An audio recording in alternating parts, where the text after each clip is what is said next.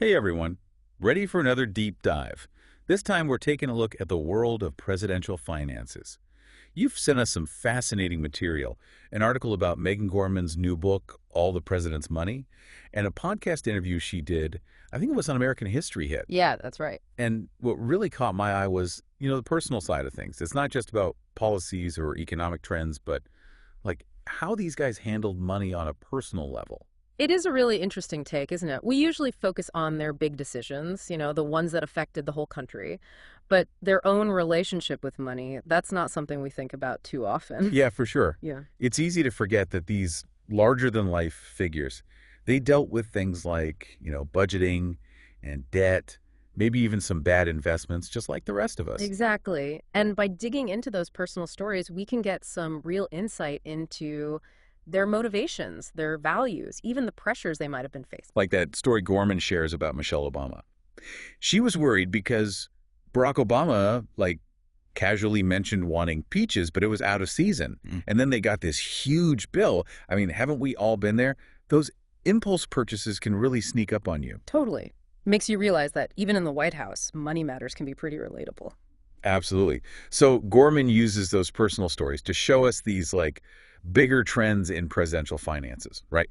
Like throughout history. Exactly. She argues that their financial lives often mirrored the economic realities of the times they lived in. Okay, so let's break that down a bit. What are some examples of how a president's money situation reflected those bigger economic forces? Well, think about George Washington, for example. Mhm. Coming from the mercantile era, he made his money mostly through land ownership and business deals. Land was the big thing then, and Washington was a pro at using that to his advantage. His net worth today, you wouldn't believe it, but it's estimated to be over $400 million. Wow, that's a serious fortune.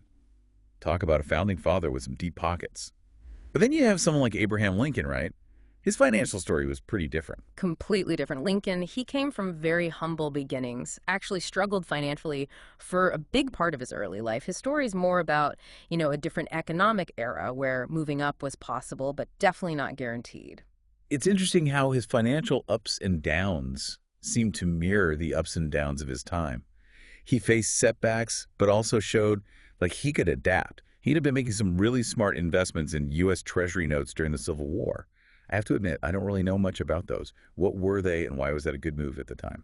Well, U.S. Treasury notes, they're basically like these debt securities that the government issues. During a war, they can be a pretty safe bet because, well, the government is highly motivated to pay back its debts to fund the war effort. That makes sense. So you have Washington representing the landed elite of his time and Lincoln navigating a much more volatile economic landscape. But then there's Thomas Jefferson. He kind of throws a wrench into that whole narrative. Ah, yes. The author of the Declaration of Independence, facing financial ruin. It's almost ironic, isn't it? Brilliant guy, Jefferson, but notoriously bad with money. Overspent, racked up debt, almost lost his beloved Monticello. Can you imagine? It really makes you think, right? Intellectual brilliance doesn't automatically equal financial success. It seems like it takes a completely different set of skills. For sure. And this leads us to another interesting theme that Gorman digs into. The influence of upbringing and marriage on presidential finances. It's like financial DNA shaping their habits and how they view money. Okay, so how did their early experiences and their spouses' financial backgrounds come into play? Well, both Washington and Lincoln, they kind of married up, meaning their wives came from wealthier families. These marriages brought more than just love, they brought serious financial and social advantages. Those connections, those resources, they probably played a role in their political rise, too. It makes you wonder how that newfound wealth and those connections shape their views and policies, right? Did they become more, I don't know, sympathetic to the needs of the wealthy, or did it give them a broader perspective? That is a great question, something we'll definitely dive into more later on. But first, let's look at a contrasting example. John F. Kennedy. He was born wealthy, but Gorman describes him as surprisingly, against wastefulness, donated his whole presidential salary to charity, actually. His wife, Jackie, though, she was known for, well, her lavish spending habits. Now, that's a fascinating dynamic. Do you think his frugality was genuine, or was it maybe like a calculated move, Yeah. to shape public perception given his family's wealth? It's tough to say for sure, but it definitely raises some intriguing questions about the motivations behind actions like that. Okay, so we've got inherited wealth, we've got financial struggles, and marrying up.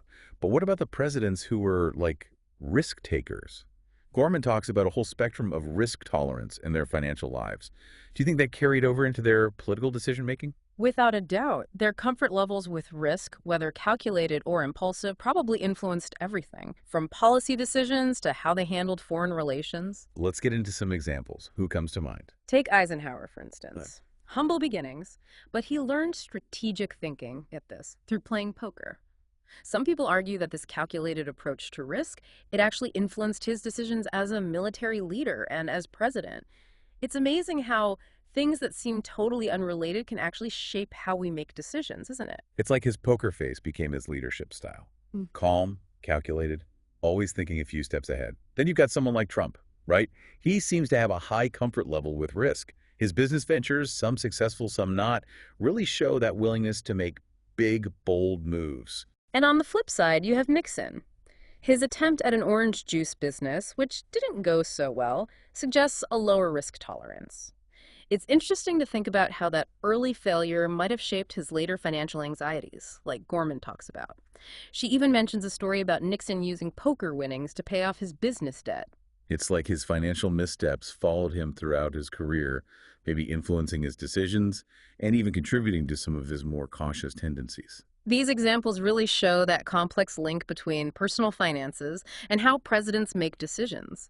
It's not a straightforward equation, but it's a fascinating part of presidential history that often gets overlooked. Yeah, it definitely humanizes them a bit, right? Reminds us that despite being these iconic figures, they were real people. They had financial worries, ambitions, vulnerabilities, just like us. Their financial stories give us a window into who they were, how they made decisions, in a way that just analyzing their policies doesn't quite capture. And by understanding their journeys with money, we get a much richer understanding of the context in which they made those decisions, the decisions that ultimately shaped the course of our nation. So we've explored how presidential finances often reflected the economic times they lived in, how upbringing and marriage played a role, and the impact of their individual risk tolerance. What other insights has Gorman uncovered that you think our listeners would find particularly intriguing? Well, one thing that I found really compelling is how financial transparency in presidential politics has evolved over time. It's a journey from secrecy to, well, a growing expectation of disclosure. And it raises some important questions about the balance between privacy and accountability. That's a great point. It does seem like we've become much more aware of potential conflicts of interest and the need for, greater transparency in government. Absolutely. And Nixon's famous Chequers speech was a turning point in that evolution. But that's a story for another time. So, picking up where we left off, it's interesting to consider how understanding a president's financial background can give us a whole new perspective on their actions in office. Yeah, it's like we get to see a bit of their worldview, understanding what might have shaped their priorities. Exactly. Imagine a president who grew up in poverty, for example. They had to fight for every opportunity. That experience, it might lead them to prioritize policies that support, say, economic mobility, social safety nets, things like that. Right, because they've lived it. Right, they know those struggles firsthand. It's different from someone who, inherited their wealth and might not fully grasp the challenges that others face. Exactly. Their financial background is like a lens they see policy decisions through. It influences how they approach things like taxation, welfare, even foreign aid. And it's not just about their personal experiences, right? Gorman emphasizes how presidential finances often mirrored the bigger economic trends of their time. It's like they were riding the waves of economic history, their decisions reflecting those ups and downs. That's a great way to put it. Think about the presidents who governed during, say, times of economic prosperity. They might have been more likely to pursue ambitious projects or expand social programs, right? But during a recession or a financial crisis, they might have taken a more cautious approach, focusing on stability and being fiscally responsible. Exactly. Their financial decisions, both personal and political, often mirrored the economic mood of the time. It's a good reminder that they weren't operating in a vacuum. Their choices, they were influenced by the financial realities they faced, both personally and as a nation. This makes me think about, the idea of financial personality that we talked about earlier. Yeah. Do you think those individual tendencies, towards risk or caution played a role in how they responded to economic challenges? Absolutely. Those tendencies, they probably shaped their responses to everything, from inflation to unemployment. Some might have been more willing to try new things, new policies, while others stuck with what they knew, the traditional approaches. So we've established that personal finances, the economic context, even individual personality, all these can provide some really valuable insights into how presidents make decisions. Let's get back to some specific examples and see how this plays out in their stories. Sounds good to me. Where do you want to start? Well, we've already talked about Washington, his savvy business dealings, but Gorman reveals like a more nuanced side to him too. She describes him as driven, ambitious, the ultimate American hustler when it came to building wealth. It's fascinating to see that side of him. We often think about his accomplishments, as a military leader and in politics. But his financial smarts, that was a big part of his story, too. And it wasn't just about luck or being privileged. He had to learn those skills out of necessity. Gorman points out that he didn't have the same educational advantages as some of his peers, so he relied on his grit and determination to build that fortune. He was meticulous in his record keeping, too. His budgets and letters, they show a real attention to detail and a commitment to financial responsibility. It's almost like he understood that managing his finances wisely, it wasn't just about personal gain. It was about setting an example for the nation he was building. That's a really good point. He was very aware of the image he projected. And financial responsibility, that was definitely a part of it. And speaking of image, Washington was also the first president to, benefit from marrying up. He gained a lot, financially and socially, through his marriage to Martha Custis. It's a pattern we see throughout presidential history, isn't it? Marriage as a strategic alliance, consolidating wealth and power. It makes you wonder if those who married up had a different view on economic policies, the ones that affected the wealthy, compared to those who built their fortunes from the ground up. That's definitely something to think about. Did they become more sympathetic to the needs of the wealthy elite, or did it give them a broader understanding of the economic challenges different groups faced? It's something historians are still debating. Okay, now let's jump to a president with a very different financial journey. Abraham Lincoln. Lincoln's story, it's all about resilience and adaptability, facing financial adversity. He didn't let early setbacks define him. Instead, he learned from them and found ways to, improve his situation. He seems to have learned financial management the hard way. Gorman describes him as initially struggling with money, getting into businesses that failed, even facing lawsuits over unpaid debts. It's a reminder that even the most brilliant minds can make financial mistakes, especially when they're starting out. The key is to learn from those experiences and develop, better habits moving forward. And that's exactly what Lincoln did. He eventually became a lawyer, married Mary Todd, who came from a wealthy family, and as we discussed earlier, made those smart investments in U.S. Treasury notes during the Civil War. His journey really reflects that economic volatility of his time, but it also shows his resourcefulness, his ability to adapt to whatever was thrown his way. So we've got two presidents who achieved financial success, but through very different paths. And then you have Thomas Jefferson, who kind of throws a wrench in that whole narrative, right? Oh, yes. The brilliant mind who just couldn't manage his own finances. It's a classic cautionary tale. Overspending, debt, lack of planning. Even for someone as smart as him. Financial responsibility is crucial. It's almost ironic, right? The author of the Declaration of Independence, a document all about freedom and self-reliance, facing financial ruin himself. It definitely shows the human side of him, doesn't it? He wasn't perfect, made mistakes just like anyone else. It also challenges that idea that being financially savvy goes hand in hand with intelligence. It seems like it takes a different set of skills altogether. Discipline, planning, maybe even a bit of luck. That's a great point. It's a reminder that financial literacy is important for everyone, regardless of their background or how intelligent they are. Okay, so we've looked at the financial lives of three founding fathers. Let's fast forward now to the 20th century and see how these themes play out in the stories of some more recent presidents. I'm curious to see how their choices with money reflect, the changing economic landscape of the 20th century and beyond. Let's start with Harry Truman. Known for his humble beginnings and his reputation for being honest and having integrity. How did his financial background shape his presidency? Truman's story reminds us that you don't need to be born rich to achieve great things. His values, his work ethic, they propelled him to the highest office, even without any financial privilege. And it wasn't easy, was it? Gorman mentions that he struggled financially early in life, even faced bankruptcy at one point. Those experiences, they gave him a deep understanding of the struggles everyday Americans faced. It definitely shaped his perspective and probably influenced his policies as president. And unlike some of his predecessors, he didn't become super wealthy while in office. Left the White House with modest savings and a presidential pension. It says a lot about his commitment to public service, doesn't it? And his lack of interest in enriching himself at the expense of the nation. Let's look at a president who really embodied that post-World War II economic boom, Dwight D. Eisenhower. His financial journey reflects that prosperity and optimism of that era. Right. Eisenhower, he's an interesting one. Humble beginnings, but he developed a real understanding of risk and reward. Gorman attributes this partly to his love of poker, actually. Right. She highlights how his strategic thinking, honed through years of playing poker, influenced his military and presidential decisions. It's a great example of how hobbies, things we do for fun, can actually shape how we make big decisions. It's like that poker face. It became his leadership style, calm, calculated, always thinking ahead.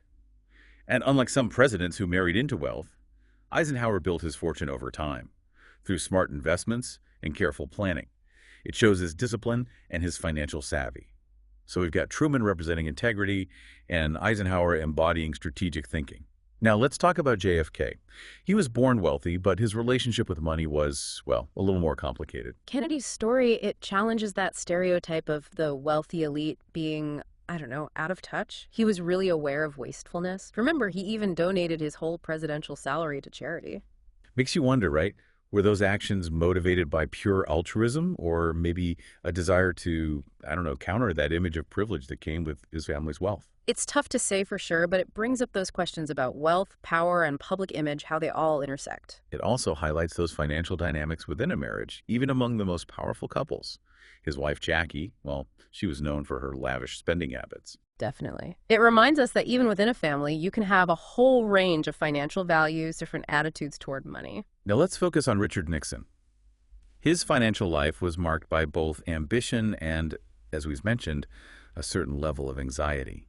How did that play out during his presidency? Nixon's story shows us that the desire for wealth and status, they can be powerful motivators, but they can also lead to, ethical challenges. Remember that early business venture he tried?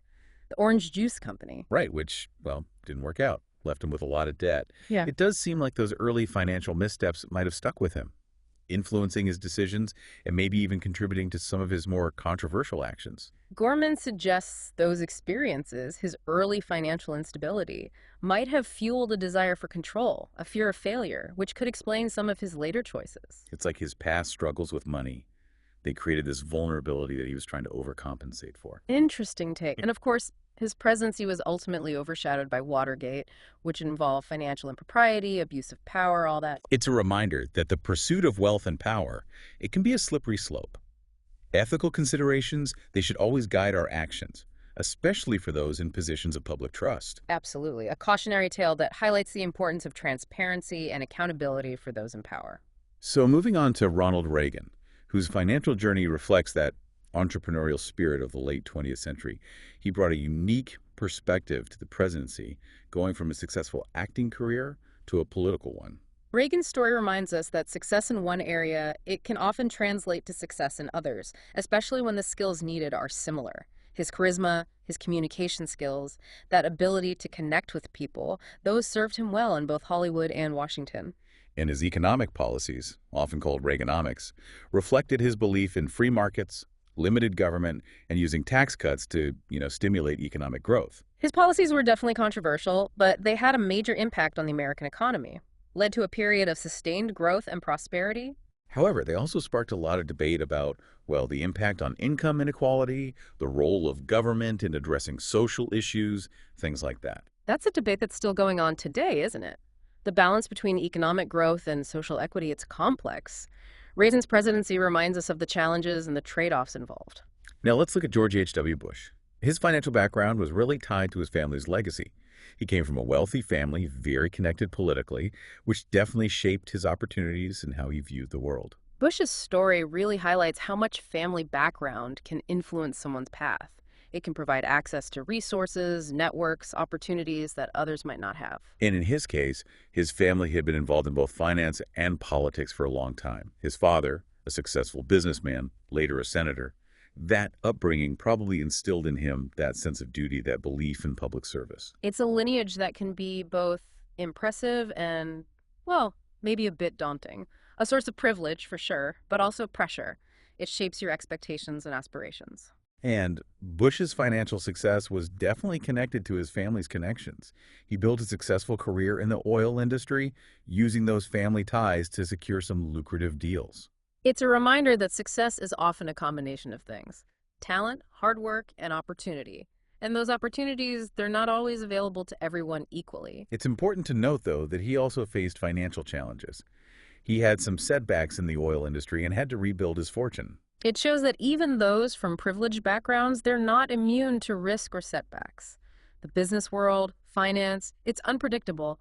Success is never a guarantee.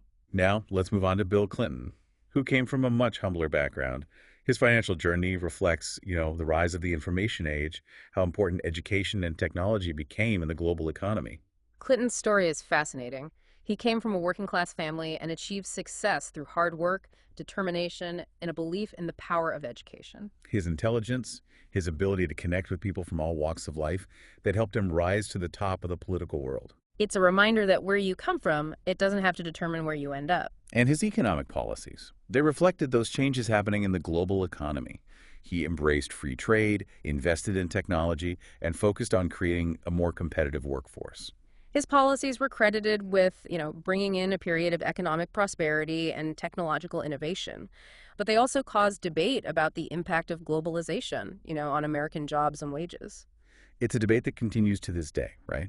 The whole issue of navigating a globalized economy, balancing economic growth with social equity, it's incredibly complex. It's a reminder that economic policies, they always have winners and losers. And those in power, they have to consider how their decisions affect everyone. Okay, so let's turn our attention to George W. Bush, who, like his father, went into the oil industry and later politics. Bush's story shows us that family legacies, they can be a blessing and a burden. They can open doors, provide connections, but they also come with expectations and scrutiny. And his early career in the oil industry, it had both successes and failures. Another reminder that even with privilege, success isn't a given. His presidency, well, it was dominated by 9/11 and the wars in Afghanistan and Iraq. Those events, they had a huge impact on the American economy. Increased military spending, a growing national debt. It's a reminder that events on the world stage can have major economic consequences. And presidents, they often have to make tough financial decisions in response to those unforeseen crises. Now let's talk about Barack Obama, who broke barriers and inspired millions when he became the first African-American president of the United States. Obama's story is all about hope and possibility. His upbringing, which included times of financial struggle, shaped his values, his commitment to social justice. His economic policies were focused on addressing that financial crisis of 2008, promoting economic recovery. His policies were credited with stabilizing the economy, preventing a deeper recession. But they also faced criticism from both sides of the political spectrum. It shows that making economic policy, it's complex, often contentious. And that presidents, they have to make tough choices, balancing different interests and priorities, all while dealing with a globalized economy. Now let's move on to Donald Trump, whose financial life was, well, kind of shrouded in secrecy and controversy. Trump's story reminds us that wealth and power, they don't always mean ethical behavior or good financial management. His business dealings, they were often characterized by questionable practices, and his refusal to release his tax returns, that fueled a lot of speculation about potential conflicts of interest. And his economic policies focused on deregulation, tax cuts for the wealthy, protectionist trade policies. They were praised by some and criticized by others for their impact on the economy. His presidency brought those ongoing debates to the forefront, the role of government in the economy, the distribution of wealth, the influence of money in politics, all that. Finally, let's talk about Joe Biden, whose financial journey really reflects the challenges and opportunities that middle-class Americans face. Biden's story is a reminder that you don't need to be born rich or privileged to succeed. His upbringing was marked by financial struggles, and his economic policies, they focus on things like addressing income inequality, investing in infrastructure, promoting clean energy. His presidency represents a shift, I think, towards a more active role for the government in helping working-class Americans and tackling issues like climate change. So looking back at these 20th and 21st century presidents, we see many of those themes we discussed earlier still playing out. The influence of upbringing and personal experiences, the impact of the economic context, individual personality and risk tolerance, that ongoing debate about the role of government in the economy, all these continue to shape how American presidents make financial decisions. And it's clear that their personal finances, they're often intertwined with their political decisions in complex ways, sometimes even troubling ways. It reminds us that presidents, they're not immune to the financial challenges and temptations that we all face. And understanding those journeys they took with money can give us valuable insights into their motivations, their values, the forces that shape their decisions. It's really amazing how these financial stories, they add a whole other dimension to how we see these presidents. They're not just names in a history book anymore, right? They're people who had to deal with money issues just like we do. Yeah, absolutely. And those realities, they often played a big role in shaping how this whole concept of financial transparency evolved. It's a big part of how we understand presidential power today. Right. You mentioned that earlier, and I'm really curious to dig into it a bit more. It does seem like things have shifted, from a time when the public didn't know much about a president's personal finances to where we now expect a certain level of disclosure. Exactly. In the early days of the Republic, a president's finances, that was considered private. But as the country grew, as the presidency evolved, well, so did the expectations about transparency. Makes sense. People wanted to know if their leaders were making decisions for the good of the country or if their own wallets were influencing their actions. Precisely. And there were a few key moments that really brought this issue to the forefront. Remember Nixon's checker speech back in 1952? Oh, right. When he was accused of, what was it, financial impropriety? While he was running for vice president, that was a huge deal. It was a game changer. To defend himself, Nixon went on TV and basically laid out his personal finances for everyone to see. Assets, debts, income, everything. It set a precedent, didn't it? I don't think Yeah. anyone had done that before, at least not so publicly. It did. And while some people saw it as a publicity stunt, it really established this idea that people running for high office should be open about their financial dealings. And that brings us to today, where it's become standard practice for presidential candidates to release their tax returns, although we have seen some exceptions. Yeah, those tax returns, they've become a symbol of transparency, a way for candidates to say, look, I've got nothing to hide. And it gives the public a chance to look for any potential conflicts of interest. It's interesting, though, right? Because the debate about how much financial transparency is really necessary, or even if it's a good thing, that debate's still going on. It's a tough balance. You want to respect the privacy of your leaders, but you also need to make sure they're acting ethically, that they're doing what's best for the country. It's a question that probably won't have an easy answer. Especially these days. With globalized finance, offshore accounts, the way business is done now, it's so complex. It's harder than ever to track money and make sure people are accountable. You're absolutely right. It takes constant effort, strong regulations, and a real commitment to ethical behavior from both those in power and the institutions that are supposed to keep them in check. Okay, so we've talked about how presidential finances have reflected the economic times, the influence of their backgrounds, the whole evolution of financial transparency.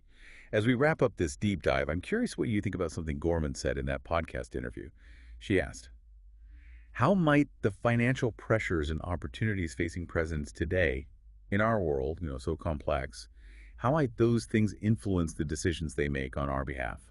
It's a big question, and there are no simple answers, but it's definitely something we should all be considering.